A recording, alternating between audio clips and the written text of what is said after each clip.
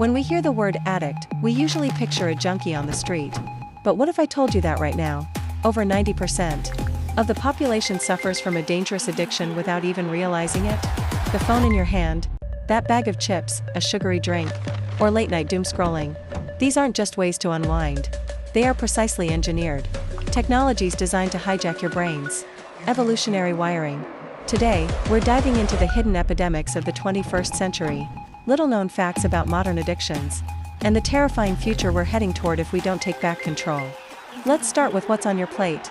Ever wonder why it's so damn hard to stop eating junk food? In nature, food almost never contains high levels of both fats and carbs at the same time. In the wild, you either get berries and fruits, carbs, or meat and nuts, fats. For millions of years, our brains evolved to view any rich food source as a rare, life-saving jackpot. Enter modern food science, which created superstimuli, an artificial mix of sugar, fat, and salt. When you eat this stuff, your brain literally thinks it found the most valuable survival resource on Earth, overriding your body's natural full signal. Here's the wild part. Studies show that sugar lights up the exact same reward centers in the brain as hard drugs, and the craving response can actually be stronger. You're not just crazy for sweets. Your nervous system is essentially under chemical hypnosis. But the biggest drug of the 21st century isn't sold in stores. It's sitting right in your pocket. Why can't you close TikTok or Shorts? Even when you promised yourself you'd be asleep an hour ago? Short-form video platforms run on a psychological hack called intermittent rewards.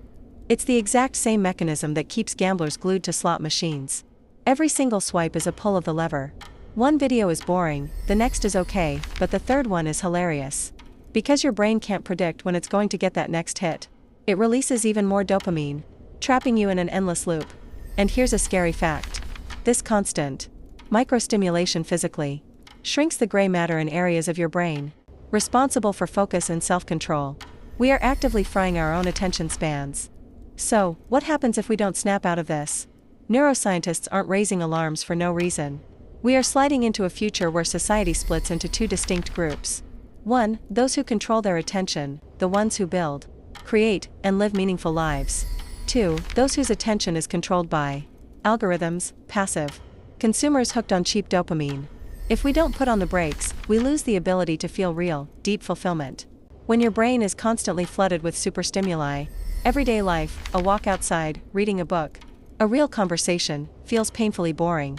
We turn into dopamine zombies, always craving more, but feeling less and less satisfied. You don't need to throw your phone in the river and go live in a cave. You just need a few simple rules. The first 60 minutes rule. Don't touch your phone for the first hour after waking up. Own your morning instead of handing it over to an algorithm. Clean your environment, get the junk food out of your house. Don't waste your willpower on battles you don't need to fight.